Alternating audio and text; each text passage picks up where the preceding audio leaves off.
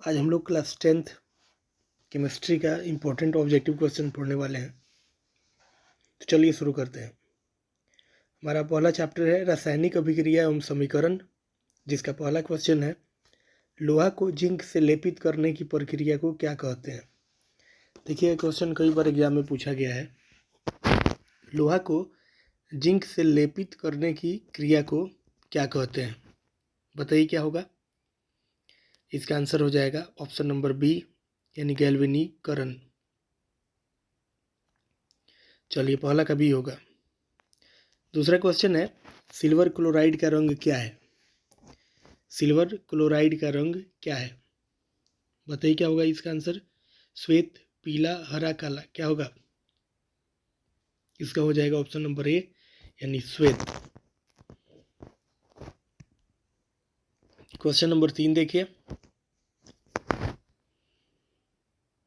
जस्ता तथा तनु हाइड्रोक्लोरिक अम्ल की अभिक्रिया के फलस्वरूप निम्न में से कौन सा गैस बनता है। जस्ता तथा तनु हाइड्रोक्लोरिक अम्ल की अभिक्रिया के फलस्वरूप निम्न में से कौन सा गैस बनता है। ऑप्शन है CO2, N2, H2, SO2। बोलिए क्या होगा। इसका हो जाएगा ऑप्शन नंबर सी, H2। चलिए चलते हैं क्वेश्चन नंबर 4 पे। निम्नलिखित में से कौन एक दहन अभिक्रिया है। निम्नलिखित में से कौन एक दहन अभिक्रिया है। ऑप्शन ए है जल का उबलना, बी है मोम का पिघलना, सी है पेट्रोल का जलना और डी है इनमें से कोई नहीं। क्या होगा बोलिए। ऑप्शन नंबर सी हो जाएगा, पेट्रोल का जलना। क्वेश्चन नंबर 5 देखते हैं। साग सब्जियों को विघटित होकर कंपोस्ट बनना किस अभिक्रिया का उदाहरण है। फिर से देखते हैं इसको। साग सब्जियों को विघटित होकर कंपोस्ट बनना किस अभिक्रिया का उदाहरण है। इसका हो जाएगा ऑप्शन नंबर बी, ऊष्माक्षेपी। चलिए अब चलते हैं क्वेश्चन नंबर 6 पे। निम्न में से कौन सा उत्पाद लेड नाइट्रेट को गर्म करने पर प्राप्त होता है। निम्न में से कौन सा उत्पाद लेड नाइट्रेट को गर्म करने पर प्राप्त होता है। ऑप्शन ए है O2, बी है NO2, सी है NO2 और N2, डी है NO2 और O2। इसका हो जाएगा ऑप्शन नंबर डी, NO2 और O2। चलिए क्वेश्चन नंबर 7। निम्न में से कौन सही है। निम्न में से कौन सही है। ऑप्शन देखिए और बताइए। पहला ऑप्शन है Na2CO3 इंटू 5H2O, दूसरा Na2CO3 इंटू 10H2O, सी है Na2CO3 इंटू 7H2O और ऑप्शन नंबर डी है Na2CO3 इंटू 2H2O। बोलिए क्या होगा। इसका हो जाएगा option number B, Na2CO3 into 10H2O। यही मान सही है जी।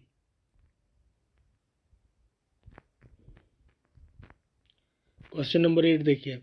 निम्नलिखित अभिक्रियाओं में अपघटन की अभिक्रिया कौन है।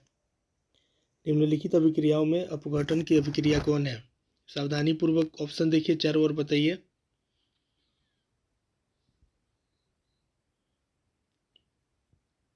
निम्नलिखित अभिक्रियाओं में अपघटन की अभिक्रिया कौन है, बताइए क्या होगा। Option number A, B, C, D, बताइए क्या होगा। इसमें हो जाएगा ऑप्शन नंबर सी।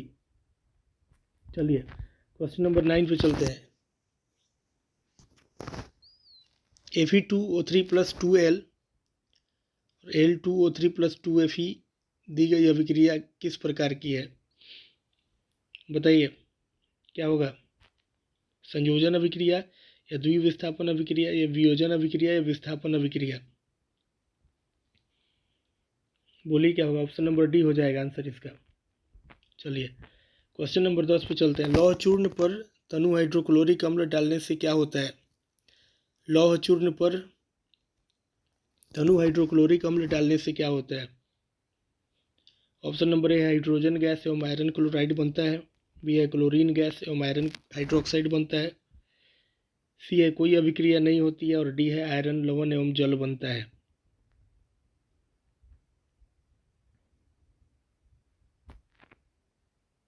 इसका हो जाएगा ऑप्शन नंबर ए, हाइड्रोजन गैस एवं आयरन क्लोराइड बनता है। देखिए क्वेश्चन नंबर 11 देखिए। श्वसन किस प्रकार की अभिक्रिया है? बताइए आंसर क्या होगा। ऑप्शन नंबर ए हो जाएगा उपचयन। Question number 12, CO plus H2, CO plus H2O किस प्रकार की अभिक्रिया है?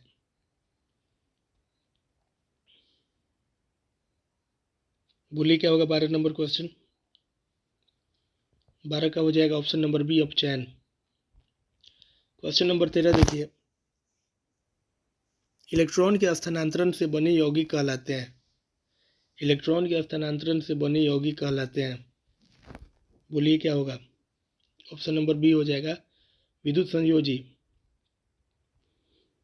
क्वेश्चन नंबर देखिए 14, नीचे दी गई अभिक्रिया में कौन सा कथन सही है? अभिक्रिया देखिए और बताइए, अभिक्रिया देखकर बताइए कौन सा कथन सही है। आपका कथन है कॉपर का ऑक्सीकरण, कॉपर का अवकरण, कॉपर का नाइट्रेशन और ए और बी दोनों।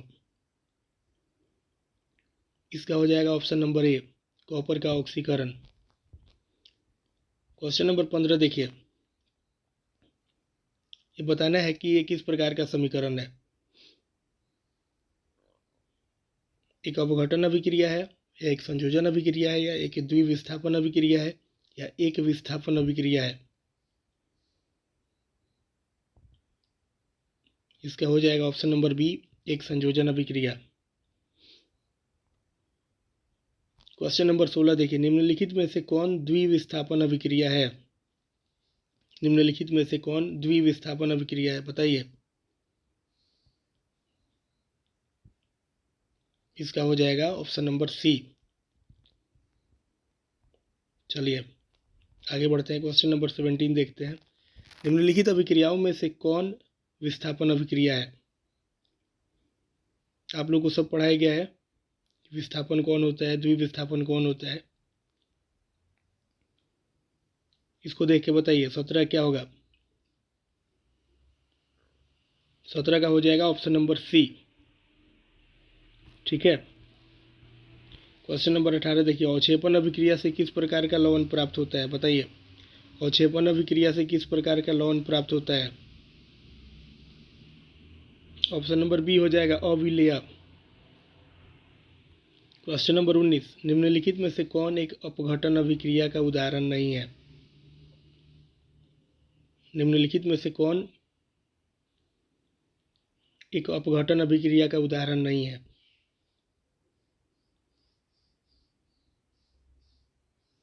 इसका हो जाएगा option number C. Question number 20, निम्नलिखित में से कौन एक रेडॉक्स अभिक्रिया है? बताइए, रेडॉक्स अभिक्रिया के बारे में बताया गया आप लोगों को। निम्नलिखित में से कौन एक रेडॉक्स अभिक्रिया है? ऑप्शन देखकर बताइए। इसका हो जाएगा ऑप्शन नंबर सी। अब चलिए आगे बढ़ते हैं। आगे हमारे चैप्टर का नाम है अम्ल क्षारक एवं लवण, जिसका पहला क्वेश्चन है, लिटमस विलयन जो बैंगनी रंग का रंजक होता है यह किस पदार्थ का बना होता है? लिटमस विलयन जो बैंगनी रंग का रंजक होता है यह किस पदार्थ का बना होता है? बोलिए इसका आंसर क्या होगा। इसका आंसर ऑप्शन नंबर बी हो जाएगा। दूसरा क्वेश्चन देखिए, निम्नलिखित में से कौन सूचक की तरह इस्तेमाल नहीं किया जा सकता है? निम्नलिखित में से कौन सूचक की तरह इस्तेमाल नहीं किया जा सकता है? हल्दी या मेथिल ऑरेंज, फिनोल्फथेलिन और ऑप्शन नंबर डी है मूली। ऑप्शन नंबर डी हो जाएगा इसका मूली। क्वेश्चन नंबर 3 देखिए, निम्नलिखित में से कौन गंधीय सूचक नहीं है? बताइए,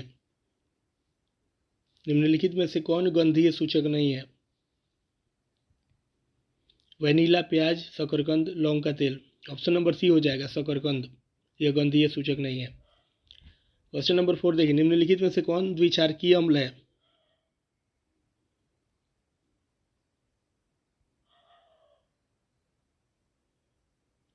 बोलिए, निम्नलिखित में से कौन द्विक्षारकीय अम्ल है?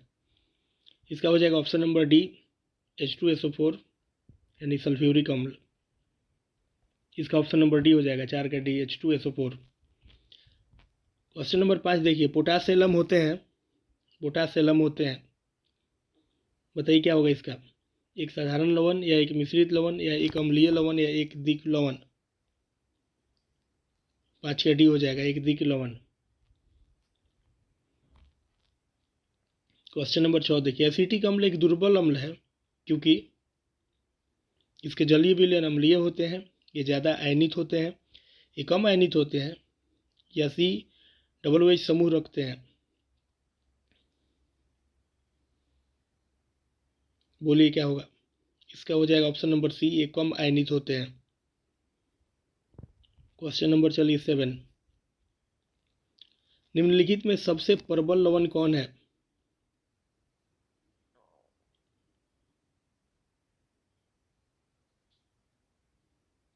बताइए क्या होगा, इसका हो जाएगा NaCl। NaCl हो जाएगा ऑप्शन नंबर ए। निम्नलिखित में से कौन एक से अधिक अम्लीय लवण बनाएगा? क्वेश्चन नंबर 8 देखिए, निम्नलिखित में से कौन एक से अधिक अम्लीय लवण बनाएगा? इसका हो जाएगा option number B, H3PO4। Question number 9, एक विलयन किसी नीले लिटमस को लाल रंग में परिणत कर देता है तो संभवतः विलयन का pH मान होगा। एक विलयन किसी नीले लिटमस को लाल रंग में परिणत कर देता है तो संभवतः विलयन का pH मान होगा। बताइए, ऑप्शन नंबर डी हो जाएगा 6। क्वेश्चन नंबर 10 देखिए, जल के अम्लीय एवं क्षारकीय विलयन किसके कारण विद्युत के सुचालक होते हैं? जल के अम्लीय एवं क्षारकीय विलयन किसके कारण विद्युत के सुचालक होते हैं? बोलिए क्या होगा, ऑप्शन नंबर डी हो जाएगा, इनमें से कोई नहीं। क्वेश्चन नंबर 11 पर चलते हैं, निम्न में से कौन से धातु ठंडे जल से अभिक्रिया कर धातु के हाइड्रोक्साइड बनाएंगे? निम्न में से कौन से धातु ठंडे जल से अभिक्रिया कर धातु के हाइड्रोक्साइड बनाएंगे? बोलिए क्या होगा, इसका हो जाएगा ऑप्शन नंबर ए, सोडियम एवं पोटेशियम। चलिए क्वेश्चन नंबर 12, निम्नलिखित में किस विलयन का उपयोग दीवारों की सफेदी करने के लिए किया जाता है? निम्नलिखित में किस विलयन का उपयोग दीवारों की सफेदी करने के लिए किया जाता है? इसका हो जाएगा ऑप्शन नंबर बी, COH2। निम्नलिखित में कौन सा बुझा हुआ चूना है? निम्नलिखित में से कौन सा बुझा हुआ चूना है? ऑप्शन नंबर हो जाएगा ए इसका, CaO। क्वेश्चन नंबर 14 देखिए, लवण Na2CO3 का जलीय विलयन का pH है। बताइए 14 क्या होगा, 14 का हो जाएगा ऑप्शन नंबर ए, 7। चलते हैं क्वेश्चन नंबर 15 पे। एसेटिक अम्ल का IUPAC नाम है। एसेटिक अम्ल का IUPAC नाम है। ऑप्शन नंबर बी हो जाएगा, मेथेनोइक अम्ल।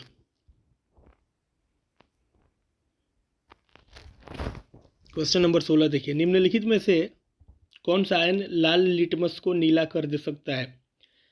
निम्नलिखित में कौन सा आयन लाल लिटमस को नीला कर सकता है? बोलिए क्या होगा, इसका हो जाएगा option number B, OH। Question number 17, कोई विलयन नीले लिटमस पत्र को लाल कर देता है, इसका pH संभवतः होगा। ऑप्शन नंबर ए हो जाएगा, 5। क्वेश्चन नंबर 18 देखिए, ऑक्सैलिक अम्ल का प्राकृतिक स्रोत निम्नलिखित में से कौन है? ऑक्सैलिक अम्ल का प्राकृतिक स्रोत बताइए क्या, संतरा है, टमाटर है, सिरका है, इमली है? ऑप्शन नंबर बी हो जाएगा, टमाटर। क्वेश्चन नंबर 19 देखिए, प्लास्टर ऑफ पेरिस का रासायनिक सूत्र है। प्लास्टर ऑफ पेरिस का रासायनिक सूत्र बताइए।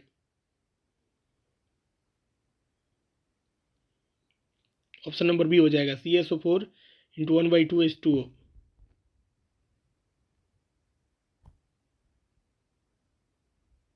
चलिए क्वेश्चन नंबर 20 देखिए, लिटमस विलयन जब न तो अम्लीय होता है और न ही क्षारीय, तब यह किस रंग का होता है? लिटमस विलयन जब न तो अम्लीय होता है और न ही क्षारीय, तब यह किस रंग का होता है?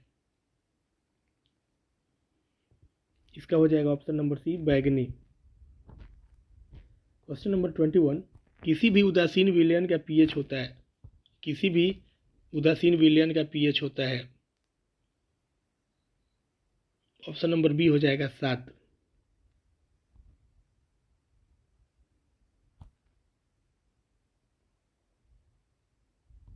चलिए, निम्नांकित में से कौन लवण है? Question number 22। निम्नांकित में से कौन लवण है, बताइए। इसका हो जाएगा ऑप्शन नंबर सी, K2SO4। चलते हैं क्वेश्चन नंबर 23 पे। किसी लाल तप्त आयरन पर जलवाष्प प्रवाहित करने पर कौन सा यौगिक प्राप्त होता है? किसी लाल तप्त आयरन पर जलवाष्प प्रवाहित करने पर कौन सा यौगिक प्राप्त होता है? चलिए, इसका हो जाएगा option number C, Fe3O4। Question number 24। हमारे शरीर में pH कितने परास के बीच कार्य करता है, बताइए। इसका हो जाएगा ऑप्शन नंबर बी, 7.0 से 7.8। Question number 25। बेकिंग पाउडर का अणुसूत्र क्या है? बेकिंग पाउडर का अणुसूत्र क्या है? ऑप्शन नंबर हो जाएगा सी, इसका NaHCO3। Question number 26। निम्नलिखित में से कौन विजातीय यौगिक है? निम्नलिखित में कौन विजातीय यौगिक है, बोलिए क्या होगा। इसका हो जाएगा option number D, plaster of Paris. Question number 27 देखें। निम्नलिखित में सेहत का कौन सा मान क्षारक विलयन का मान देता है, बोलिए। इसमें 2 है, 7 है, 6 है, 13 है। 7 तो उदासीन होता है। 7 से कम में अम्लीयता बढ़ती है और 7 से अधिक में क्षारीयता बढ़ती है। और यहाँ पे आप देख रहे हैं ऑप्शन नंबर डी में 13 है। 13 है, इसका मतलब ये क्षारीय होगा। क्षारक विलयन का मान देता है तो 13 होगा, ऑप्शन नंबर डी। ठीक है। 7 जब रहता है तो उदासीन रहता है, 7 से कम होता है तो अम्लीयता बढ़ती है, और 7 से ऊपर होगा तो क्षारीयता बढ़ेगी। चलिए, यानी ऑप्शन नंबर डी हो जाएगा 27 का, 13 हो जाएगा। क्वेश्चन नंबर 28 देखिए। निम्नलिखित अम्लों में से कौन परवल अम्ल है? निम्नलिखित अम्लों में से कौन परवल अम्ल है, बताइए क्या होगा। ऑप्शन नंबर सी, सल्फ्यूरिक अम्ल, H2SO4। चलिए, क्वेश्चन नंबर 29। निम्नलिखित में से कौन क्षारक नहीं है, बोलिए क्या होगा। ऑप्शन नंबर बी हो जाएगा NaCl, यह क्षारक नहीं है। निम्नलिखित क्षारकों में कौन प्रबल क्षारक है? क्वेश्चन नंबर 30 देखिए। निम्नलिखित क्षारकों में कौन प्रबल क्षारक है, बोलिए क्या होगा। NaOH, ऑप्शन नंबर बी हो जाएगा। Question number 31। कुछ ऐसे पदार्थ होते हैं जिनकी गंध अम्लीय या क्षारकीय माध्यम में बदल जाती है, इन्हें कहते हैं। कुछ ऐसे पदार्थ होते हैं जिनकी गंध अम्लीय या क्षारकीय माध्यम में बदल जाती है, इन्हें कहते हैं, बोलिए क्या। ऑप्शन नंबर बी हो जाएगा, गंधीय सूचक। क्वेश्चन नंबर 32 देखिए। सभी धातु कार्बोनेट एवं हाइड्रोजन कार्बोनेट अम्ल के साथ अभिक्रिया करके बनाते हैं। सभी धातु कार्बोनेट एवं हाइड्रोजन कार्बोनेट अम्ल के साथ अभिक्रिया करके बनाते हैं। इसका हो जाएगा ऑप्शन नंबर डी, सभी, यानी संगत लवण, कार्बन डाइऑक्साइड भी, जल भी, इनमें सभी हो जाएगा, ऑप्शन नंबर डी हो जाएगा।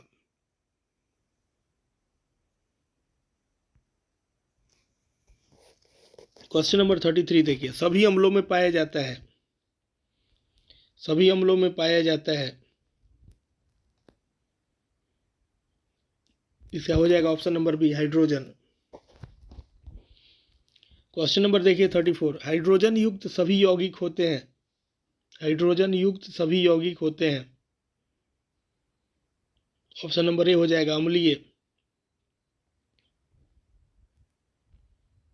चलिए, क्वेश्चन नंबर 35 देखिए। जल में घुलनशील क्षारक के बारे में क्या सत्य है? जल में घुलनशील क्षारक के बारे में क्या सत्य है? इन्हें क्षार कहते हैं, स्वाद कड़वा होता है, प्रकृति संचारक होती है, इनमें सभी, ऑप्शन डी हो जाएगा, इनमें सभी। Question number 36। पीएच में पी सूचक है, इसका हो जाएगा ऑप्शन नंबर ए। एसिटिक अम्ल का प्राकृतिक स्रोत निम्नलिखित में से कौन है? एसिटिक अम्ल का प्राकृतिक स्रोत निम्नलिखित में से कौन है? ऑप्शन ए है संतरा, बी है सिरका, सी है इमली, डी है टमाटर। बोलिए क्या होगा। ऑप्शन नंबर बी हो जाएगा सिरका। चलते हैं क्वेश्चन नंबर 38। सिट्रिक अम्ल का प्राकृतिक स्रोत है।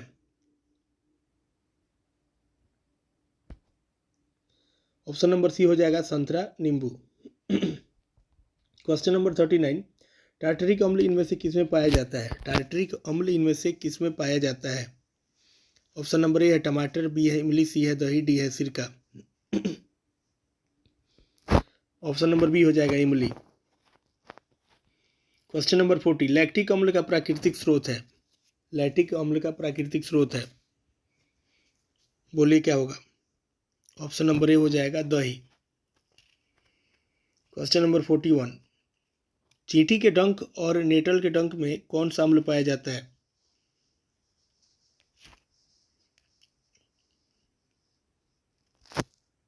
इसका हो जाएगा ऑप्शन नंबर डी। दांतों का क्षय कब प्रारंभ होता है। दांतों का क्षय कब प्रारंभ होता है, बोलिए क्या होगा। इसका हो जाएगा ऑप्शन नंबर बी, मुंह का पीएच 5.5 से कम होने पर।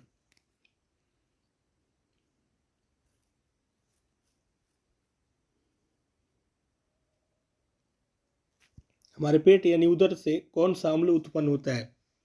हमारे पेट यानी उदर से कौन सा अम्ल उत्पन्न होता है, बोलिए क्या होगा। इसका हो जाएगा हाइड्रोक्लोरिक अम्ल यानी option number C. Question number 44। Hydrochloric अम्ल एवं सोडियम हाइड्रोक्साइड के विलयन की अभिक्रिया से उत्पन्न लवण को क्या कहते हैं।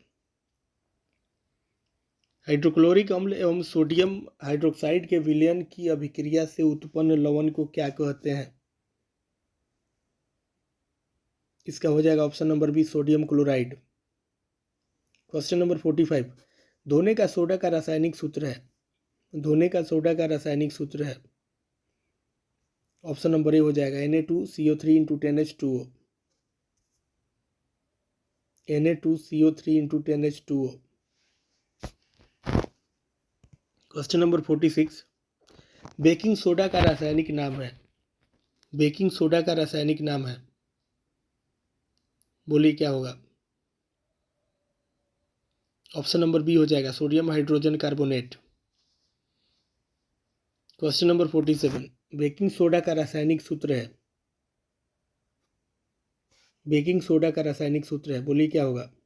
ऑप्शन नंबर सी हो जाएगा NaHCO3। NaHCO3। क्वेश्चन नंबर 48 देखिए। जल की अस्थायी कठोरता को हटाने के लिए किसका उपयोग किया जाता है। जल की अस्थायी कठोरता को हटाने के लिए किसका उपयोग किया जाता है। इसका हो जाएगा ऑप्शन नंबर बी, धोने का सोडा। क्वेश्चन नंबर देखिए। सोडा अम्ल अग्निशामक में किसका उपयोग किया जाता है। सोडा अम्ल अग्निशामक में किसका उपयोग किया जाता है। ऑप्शन नंबर सी हो जाएगा sodium hydrogen carbonate. Sodium hydrogen carbonate. चलिए क्वेश्चन नंबर 50। सल्फेट और हाइड्रेट या हेमीटाइड्रेट का अन्य नाम है,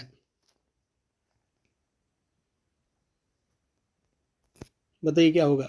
इसका हो जाएगा plaster of Paris. Plaster of Paris का नाम है जी।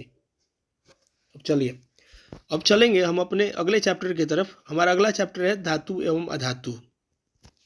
धातु एवं अधातु, इसको देखते हैं।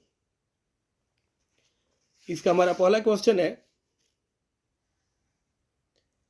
अमलगम एक मिश्र धातु है जिसमें एक धातु हमेशा रहता है। अमलगम एक मिश्र धातु है जिसमें एक धातु हमेशा रहता है। इसका हो जाएगा ऑप्शन नंबर सी, पारा। क्वेश्चन नंबर 2 देखिए। निम्न में से कौन सा पदार्थ ऑक्सीजन से संयोग नहीं करता है। निम्न में से कौन सा पदार्थ ऑक्सीजन से संयोग नहीं करता है। इसका हो जाएगा ऑप्शन नंबर बी, यानी गोल्ड। क्वेश्चन नंबर 3 देखिए। कौन विद्युत का सर्वोत्तम सुचालक है? कौन विद्युत का सर्वोत्तम सुचालक है? ऑप्शन नंबर हो जाएगा बी। क्वेश्चन नंबर 4 देखिए, बॉक्साइट निम्नलिखित में से किस धातु का मुख्य अयस्क है? बताइए क्या होगा इसका। बॉक्साइट निम्नलिखित में से किस धातु का मुख्य अयस्क है? 4 का हो जाएगा ऑप्शन नंबर डी, यानी एल्यूमिनियम। क्वेश्चन नंबर 5 देखिए, निम्नलिखित में कौन उपधातु है? 5 नंबर का बताइए कौन उपधातु है। Option number A, B, C, D, क्या होगा? ऑप्शन नंबर डी हो जाएगा 5 का, option number D. Question number 6 देखिए, शुद्ध सोना को व्यक्त किया जाता है कितना कैरेट? 22, 24, 20, 12, कितना कैरेट? शुद्ध सोना 24 कैरेट का होता है ना।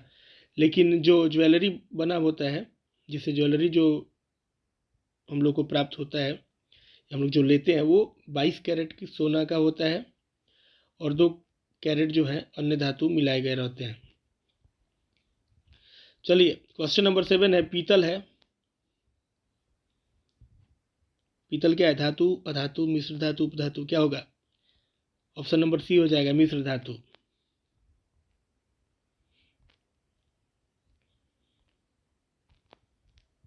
क्वेश्चन नंबर 8 देखिए, निम्नलिखित में से किसे चाकू से काटा जा सकता है? निम्नलिखित में से किसे चाकू से काटा जा सकता है? ऑप्शन ए है लिथियम, बी है कैल्शियम, सी है कॉपर, डी है आयरन। बोलिए क्या होगा? इसका हो जाएगा ऑप्शन नंबर ए, लिथियम। क्वेश्चन नंबर 9 पे चलते हैं, निम्न में से कौन आयनिक यौगिक है? बताइए क्या होगा। आयनिक यौगिक बताना है, ऑप्शन नंबर सी हो जाएगा, CaCl2। क्वेश्चन नंबर 10, निम्न में से कौन अधातु है? Option number A, B, C, D, क्या होगा? ऑप्शन नंबर हो जाएगा बी, यानी सी यानी कार्बन। क्वेश्चन नंबर 11 देखिए, सक्रियता श्रेणी में हाइड्रोजन के ऊपर के धातु, सक्रियता श्रेणी में हाइड्रोजन के ऊपर के धातु अम्लों से अभिक्रिया कर हाइड्रोजन आयन बनाते हैं, अम्लों से अभिक्रिया कर हाइड्रोजन गैस बनाते हैं, साधारण ताप पर जल से अभिक्रिया करते हैं, डी इनमें से कोई नहीं। बोलिए क्या होगा?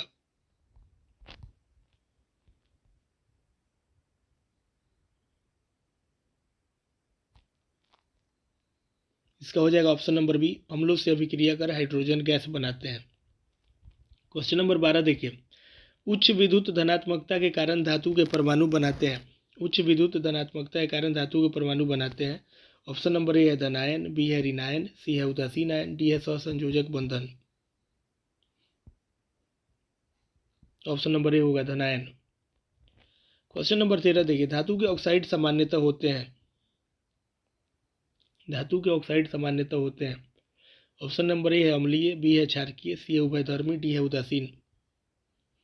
13 का बी हो जाएगा क्षारकीय। क्वेश्चन नंबर देखिए 14, अयस्क से चुंबकीय अशुद्धियों को दूर करने के लिए जो विधि प्रयुक्त की जाती है वह है। अयस्क से चुंबकीय अशुद्धियों को दूर करने के लिए जो विधि प्रयुक्त की जाती है वह है। ऑप्शन नंबर ए हाथ से चुनने की विधि, बी है गुरुत्व पृथक्करण विधि, सी है फेन प्लवन विधि और डी है चुंबकीय पृथक्करण विधि। ऑप्शन नंबर डी हो जाएगा चुंबकीय पृथक्करण विधि। क्वेश्चन नंबर 15 देखिए, सल्फाइड अयस्कों का सांद्रण किया जाता है। सल्फाइड अयस्कों का सांद्रण किया जाता है। बोलिए क्या होगा? हाथ से चुनकर, यानी क्षालन द्वारा, या फेन प्लवन द्वारा, या निस्थापन द्वारा। ऑप्शन नंबर सी हो जाएगा फेन प्लवन द्वारा। क्वेश्चन नंबर 16 देखिए, निम्नलिखित में से कौन एल्यूमिनियम का मिश्र धातु है? निम्नलिखित में से कौन एल्यूमिनियम का मिश्र धातु है? इसका हो जाएगा ऑप्शन नंबर ए, इसका ऑप्शन नंबर ए हो जाएगा। चलिए क्वेश्चन नंबर 17 पे चलते हैं, कॉपर का निष्कर्षण मुख्यतः किस अयस्क से किया जाता है? कॉपर का निष्कर्षण मुख्यतः किस अयस्क से किया जाता है? बोलिए क्या होगा? इसका हो जाएगा option number B, copper pyrites. Question number 18, किसी अधातु के परमाणु के बाह्यतम सेल में इलेक्ट्रॉनों की संख्या होती है। किसी अधातु के परमाणु के बाह्यतम सेल में इलेक्ट्रॉनों की संख्या होती है, बताइए क्या होगा।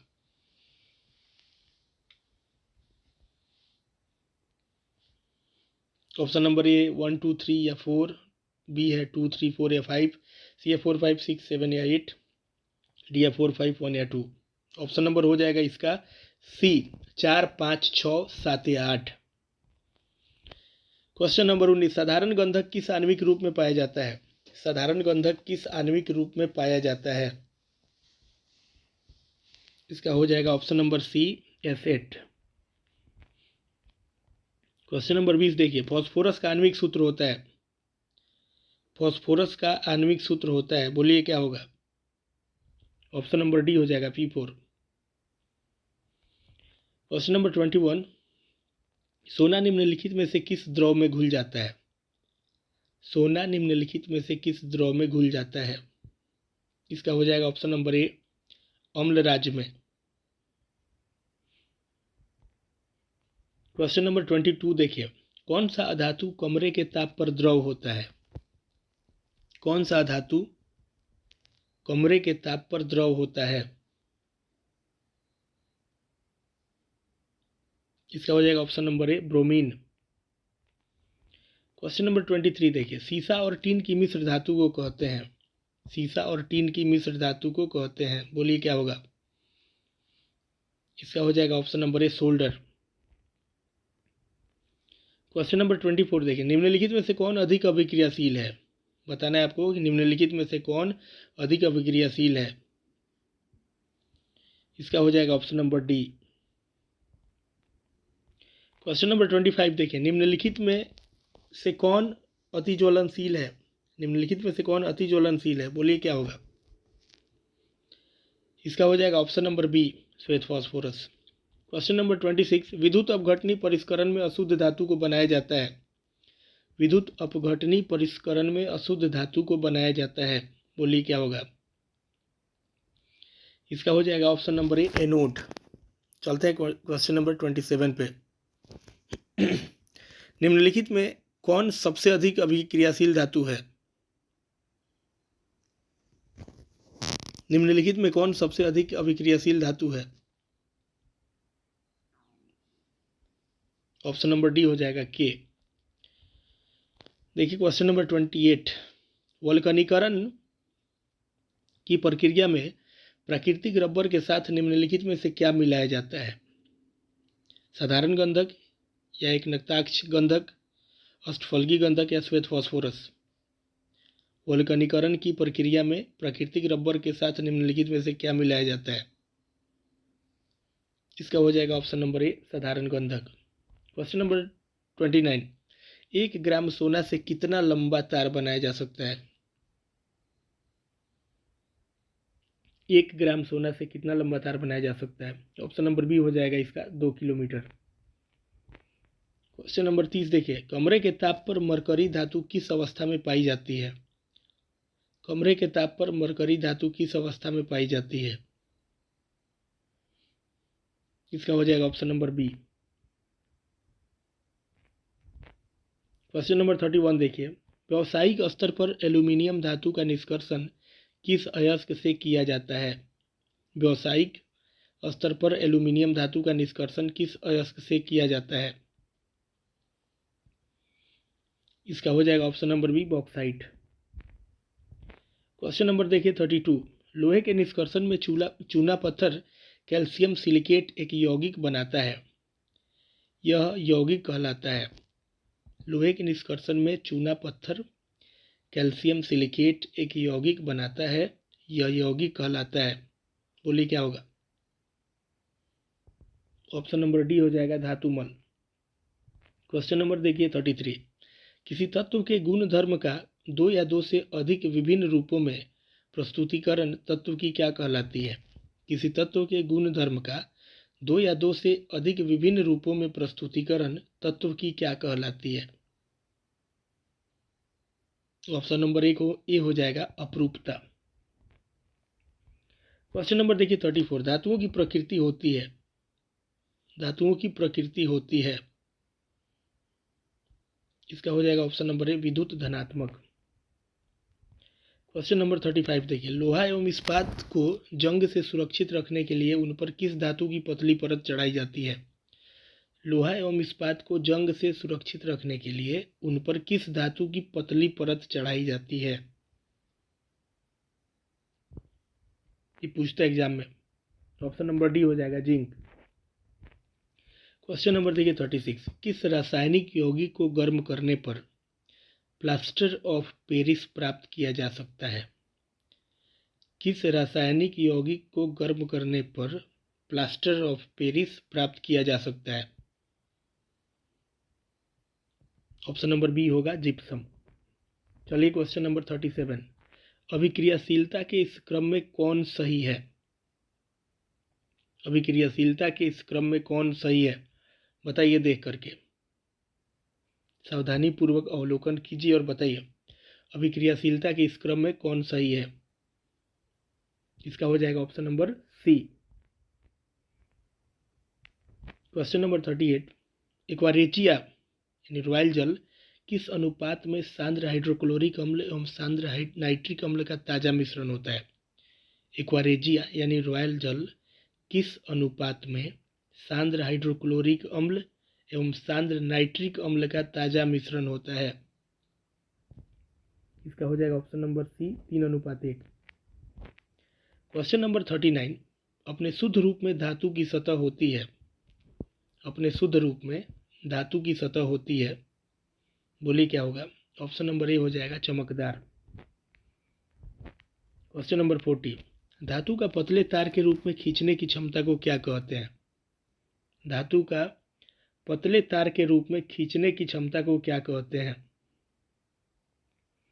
इसका हो जाएगा ऑप्शन नंबर बी तन्यता। क्वेश्चन नंबर 41, कुछ धातुओं को पीटकर पतली चादर बनाया जा सकता है, इस गुणधर्म को क्या कहते हैं? कुछ धातुओं को पीटकर पतली चादर बनाया जा सकता है, इस गुणधर्म को क्या कहते हैं? ऑप्शन नंबर बी हो जाएगा आघात वर्ध्यता। चलिए देखिए, पीटकर पतली चादर बनाना आघात वर्ध्यता है और खींचकर लंबा करना वो तन्यता है। चलिए तो इसका हो जाएगा हमारा 41 का हो जाएगा ऑप्शन नंबर बी। अब चलते क्वेश्चन नंबर 42, जो धातुएं कठोर सतह से टकराने पर आवाज उत्पन्न करती है उन्हें क्या कहते हैं? जो धातुएं कठोर सतह से टकराने पर आवाज उत्पन्न करती है उन्हें क्या कहते हैं? ऑप्शन नंबर बी हो जाएगा ध्वनिक यानी सोनोरस। क्वेश्चन नंबर 43, सबसे अधिक तन्य धातु कौन है? सबसे अधिक तन्य धातु कौन है? क्या हो जाएगा? ऑप्शन नंबर डी सोना। इनमें से कौन अधातु होते हुए भी चमकीला होता है? इनमें से कौन अधातु होते हुए भी चमकीला होता है? देखिए अधातु का आमतौर पर परिभाषा होता है जिसमें चमक नहीं हो, नहीं, लेकिन एक्सेप्शन आर ऑलवेज देयर, कुछ अपवाद है, इनमें यही है। इनमें कौन अधातु होते हुए भी चमकीला होता है? आयोडीन हो जाएगा जी, option number C. Question number 45, सबसे कठोर प्राकृतिक पदार्थ कौन है? सबसे कठोर प्राकृतिक पदार्थ कौन है, बोलिए क्या होगा? ऑप्शन नंबर बी हो जाएगा हीरा। क्वेश्चन नंबर देखिए 46, एल्यूमिनियम पर मोटी ऑक्साइड की परत बनाने की प्रक्रिया को क्या कहते हैं? एल्यूमिनियम पर मोटी ऑक्साइड की परत बनाने की प्रक्रिया को क्या कहते हैं? ऑप्शन नंबर ए हो जाएगा एथोडीकरण, एथोडीकरण कहते हैं। ठीक है, चलिए अब आगे बढ़ते हैं।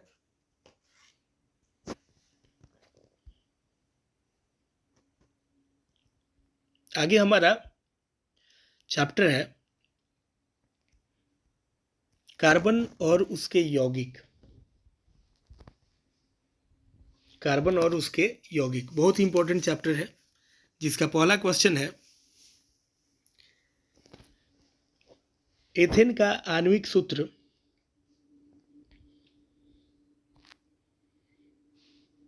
C2H6 है, इसमें ऑप्शन नंबर ए है 6 सहसंयोजक आबंध है, ऑप्शन नंबर बी है 7 सहसंयोजक आबंध है, ऑप्शन नंबर सी है 8 सहसंयोजक आबंध है और ऑप्शन नंबर डी है 9 सहसंयोजक आबंध है। बोलिए क्या होगा?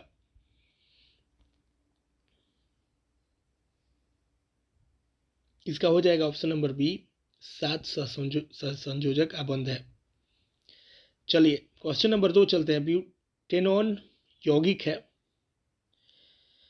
चतुर्कार्बन जिसका प्रकार्यात्मक समूह है।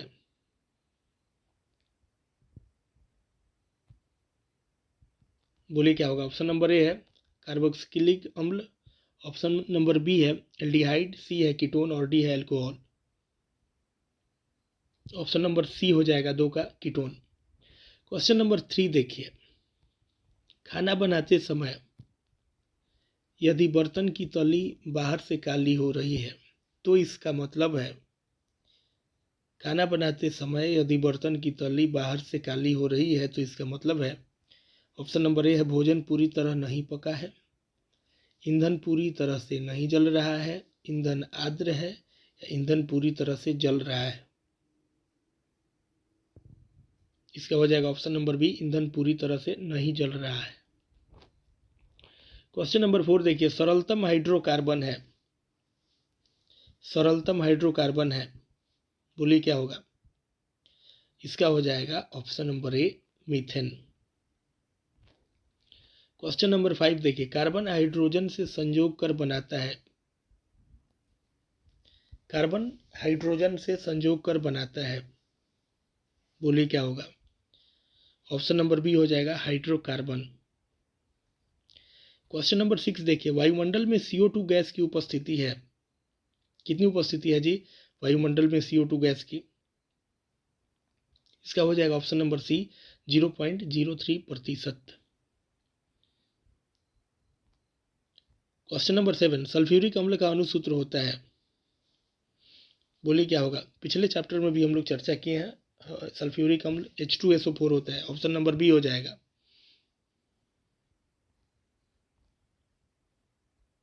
चलिए क्वेश्चन नंबर 8, कार्बोक्सिलिक एसिड समूह कौन है? बोलिए क्या होगा? इसका हो जाएगा option number B. Question number 9 देखिए, इथोलिन में कार्बन कार्बन के बीच 2 आबंध मौजूद है, जिनमें बताइए क्या होगा? इथोलिन में कार्बन कार्बन के बीच 2 आबंध मौजूद है, जिनमें ऑप्शन नंबर ए है एक सिग्मा एक पाई आबंध है, बी है दोनों सिग्मा आबंध है, सी दोनों पाई आबंध है, डी है दोनों इलेक्ट्रोवैलेंट आबंध है। इसका हो जाएगा ऑप्शन नंबर बी, दोनों सिग्मा आबंध है। क्वेश्चन नंबर 10 देखिए, ईथेन में कितने सहसंयोजक आबंध है? ईथेन में कितने सहसंयोजक आबंध है? ऑप्शन नंबर हो जाएगा डी 7। क्वेश्चन नंबर 11, CnH2n+2 किसका सामान्य सूत्र है? जल्दी बताइए, CnH2n+2 किसका सामान्य सूत्र है? ऑप्शन नंबर सी हो जाएगा एल्केन। क्वेश्चन नंबर 12, नीला थोथा यानी तूतिया का रासायनिक सूत्र क्या है? नीला थोथा यानी तूतिया का रासायनिक सूत्र क्या है? इसका हो जाएगा option number B, CuSO4 × 5H2O।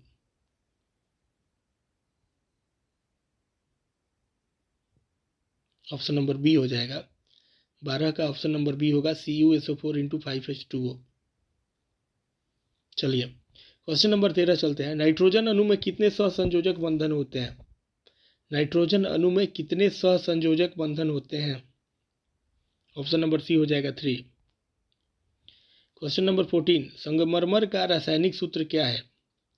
संगमरमर का रासायनिक सूत्र क्या है? ऑप्शन नंबर ए हो जाएगा CaCO3। याद रखिएगा, पूछते हैं एग्जाम में। क्वेश्चन नंबर 15, चीनी का रासायनिक सूत्र क्या है? चीनी का रासायनिक सूत्र क्या है? ऑप्शन नंबर क्या हो जाएगा? सी C12H22O11। Question number 16, sodium carbonate का अणुसूत्र है, सोडियम कार्बोनेट का अणुसूत्र है। बोलिए क्या होगा? ऑप्शन नंबर ए हो जाएगा Na2CO3, Na2CO3। चलिए क्वेश्चन नंबर 17, कार्बोनिल समूह को सूचित किया जाता है, बोलिए किससे? Option number A, B, C, D, किससे? ऑप्शन नंबर हो जाएगा सी इसका। क्वेश्चन नंबर 18, इथाइल अल्कोहल का अनुसूत्र होता है, इथाइल अल्कोहल का अनुसूत्र होता है, बोलिए क्या होगा? इसका हो जाएगा option number B, C2H5OH। Question number 19, निम्नलिखित में से कौन सा एरोमेटिक हाइड्रोकार्बन है? निम्नलिखित में से कौन सा एरोमेटिक हाइड्रोकार्बन है? इसका हो जाएगा option number C, C6H6। Question number 20, निम्न में से किस हाइड्रोकार्बन के 3 अबंध होते हैं? निम्न में से किस हाइड्रोकार्बन के 3 अबंध होते हैं? इसका हो जाएगा option number C, C3H4। Question number 21 देखिए, निम्न में से कौन युग्म समावयवी है? निम्न में से कौन युग्म समावयवी है? बोलिए क्या होगा? इसका हो जाएगा ऑप्शन नंबर सी, C2H5OH और CH3OCH3। क्वेश्चन नंबर 22, एथेनॉल का क्रियाशील मूलक है, बताइए क्या होगा? एथेनॉल का क्रियाशील मूलक है, ऑप्शन नंबर हो जाएगा ए। क्वेश्चन नंबर 23 देखिए, निम्न में से कौन सहसंयोजी यौगिक है? निम्न में से कौन सहसंयोजी यौगिक है? ऑप्शन हो जाएगा ए, CH4। क्वेश्चन नंबर 24, COOH अभिक्रियाशील मूलक को क्या कहते हैं? बोलिए।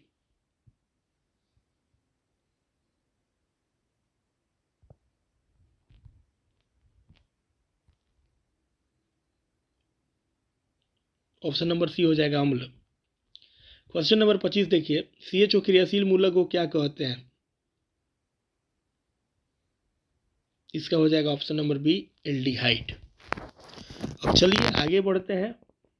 आगे है हमारा चैप्टर तत्वों का वर्गीकरण। तत्वों का वर्गीकरण, इसमें हमारा पहला क्वेश्चन है, आवर्त सारणी के उदग्र स्तंभों को क्या कहा जाता है? बहुत इंपॉर्टेंट क्वेश्चन है। आवर्त सारणी के उदग्र स्तंभों को क्या कहा जाता है? इसका हो जाएगा ऑप्शन नंबर ए, यानी वर्ग।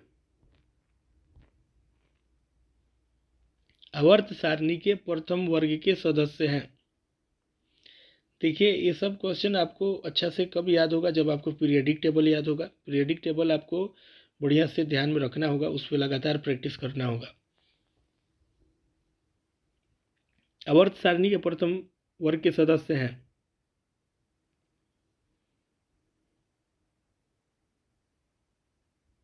बोलिए क्या होगा? क्षारीय धातु, ऑप्शन बी हो जाएगा, क्षारीय धातु। ठीक है। क्वेश्चन नंबर 3 देखिए, आवर्त सारणी में शून्य समूह का तत्व है,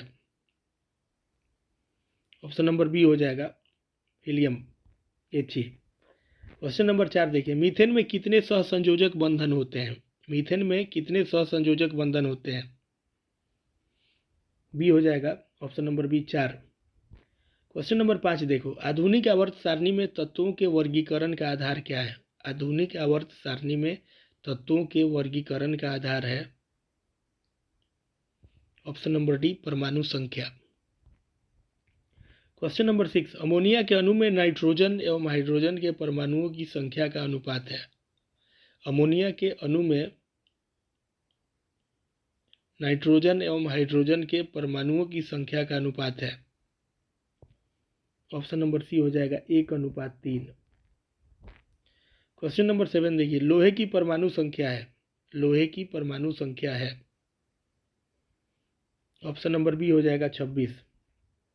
क्वेश्चन नंबर 8, आधुनिक आवर्त सारणी में वर्गों की संख्या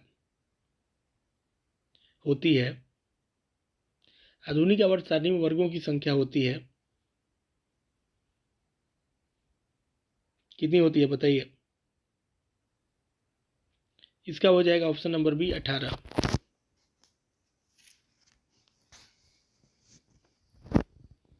क्वेश्चन नंबर 9 देखिए, ओजोन के एक अणु में ऑक्सीजन के परमाणुओं की संख्या कितनी होती है? ओजोन के एक अणु में ऑक्सीजन के परमाणुओं की संख्या होती है, बोलिए क्या होगा? ऑप्शन नंबर सी हो जाएगा 3। क्वेश्चन नंबर 10 देखिए, आवर्त सारणी में कितने आवर्त होते हैं, यानी 36 पंक्तियां। आवर्त सारणी में कितने आवर्त होते हैं? ऑप्शन नंबर सी हो जाएगा 7। इंपॉर्टेंट है। 11, हीलियम कैसा तत्व है? हीलियम कैसा तत्व है? इसका हो जाएगा ऑप्शन नंबर ए, अक्रिय। आवर्त सारणी में कितने आवर्त हैं? ऑप्शन नंबर ए, 7। त्रिक का नियम निम्नलिखित में से किसके द्वारा प्रतिपादित किया गया है? त्रिक का नियम निम्नलिखित में से किसके द्वारा प्रतिपादित किया गया है? इसका हो जाएगा ऑप्शन नंबर बी, डोब्रेनर के द्वारा। क्वेश्चन नंबर चलते हैं 14 की तरफ। ऑस्टक का नियम निम्नलिखित में से किसके द्वारा प्रस्तुत किया गया? ऑस्टक का नियम निम्नलिखित में से किसके द्वारा प्रस्तुत किया गया, बोलिए क्या होगा? ऑप्शन नंबर सी हो जाएगा, डोब्रेनर के द्वारा। क्वेश्चन नंबर 15 देखिए, मेंडलीव के आवर्ती नियम के अनुसार तत्वों के गुण धर्म इनमें से किनका आवर्ती फलन होता है? मेंडलीव के आवर्त नियम के अनुसार तत्वों के गुण धर्म इनमें से किनका आवर्ती फलन होता है, बोलिए क्या होगा? ऑप्शन नंबर बी हो जाएगा, परमाणु द्रव्यमान। चलते हैं क्वेश्चन नंबर 16 पे। मेंडलीव ने तत्वों को किसके बढ़ते क्रम में वर्गीकृत किया है? मेंडलीव ने तत्वों को किसके बढ़ते क्रम में वर्गीकृत किया, बोलिए क्या होगा? परमाणु द्रव्यमान को, यानी option number C. Question number 17 देखिए, आवर्त सारणी के किसी समूह विशेष में तत्वों के विद्युत धनात्मक अभिलक्षण ऊपर से नीचे की ओर आने पर, आवर्त सारणी के किसी समूह विशेष में तत्वों के विद्युत धनात्मक अभिलक्षण ऊपर से नीचे की ओर आने पर, बोलिए क्या होता है? बढ़ता है, यानी इसका हो जाएगा ऑप्शन नंबर ए। क्वेश्चन नंबर 18 देखिए, आवर्त सारणी के किसी आवर्त में बाएं से दाएं जाने पर तत्वों के ऑक्साइड की अम्लीय प्रकृति क्या होती है, बताइए।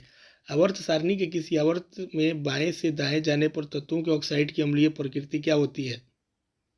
ऑप्शन नंबर बी हो जाएगा, बढ़ती जाती है। चलिए क्वेश्चन नंबर 19 देखते हैं। निम्नलिखित में से सबसे अधिक अभिक्रियाशील हैलोजन कौन है? निम्नलिखित में से सबसे अधिक क्रियाशील हैलोजन कौन है?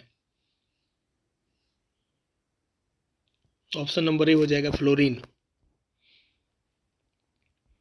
ये क्वेश्चन नंबर 20, निम्नलिखित में से कौन सबसे अधिक क्षारीय होगा? निम्नलिखित में से कौन सबसे अधिक क्षारीय होगा? ऑप्शन नंबर हो जाएगा ए।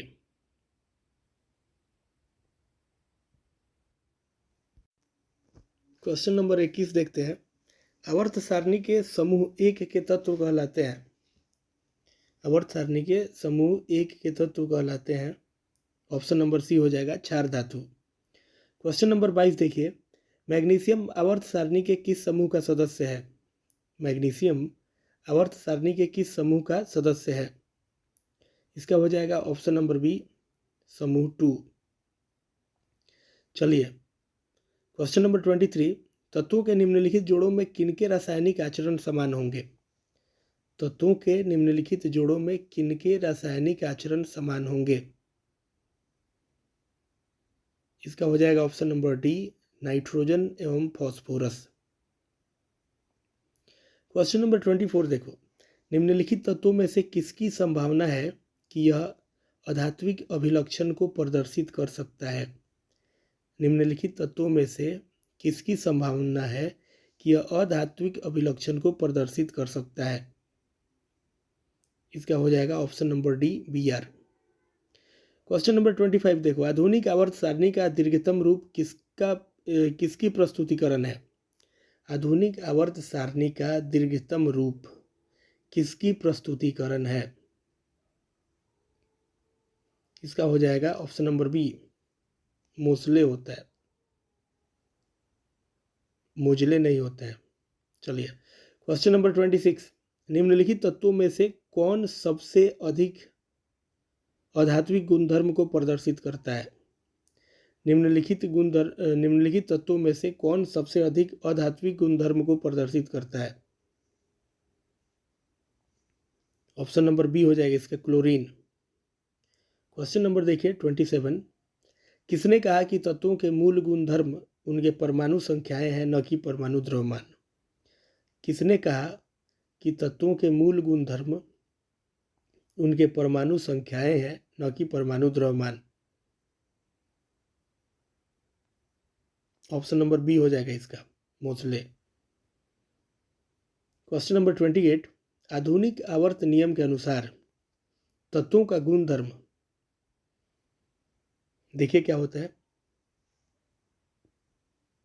आधुनिक आवर्त नियम के अनुसार तत्वों का गुणधर्म इसका हो जाएगा ऑप्शन नंबर बी, परमाणु संख्या का आवर्त फलन होता है। Question number 29। आधुनिक आवर्त सारणी में बाईं से दाईं ओर जाने पर परमाणु साइज यानी आकार जो है क्या होता है? बढ़ता है या घटता है, अपरिवर्तित रहता है, या इनमें से कोई नहीं? आधुनिक आवर्त सारणी में बाईं से दाईं ओर जाने पर परमाणु साइज बताइए क्या होता है? इसका हो जाएगा ऑप्शन नंबर ए, बढ़ता है। क्वेश्चन नंबर 30 देखिए। वुल्फगांग डॉबराइनर किस देश से संबंधित है?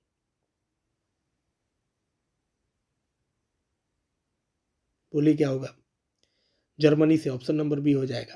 Question number 31। मेंडलीफ का जन्म कब हुआ था? मेंडलीफ का जन्म कब हुआ था? ऑप्शन नंबर ए हो जाएगा 1834 ईस्वी में।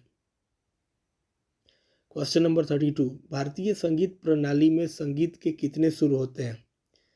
भारतीय संगीत प्रणाली में संगीत के कितने सुर होते हैं? चलिए ऑप्शन नंबर सी हो जाएगा।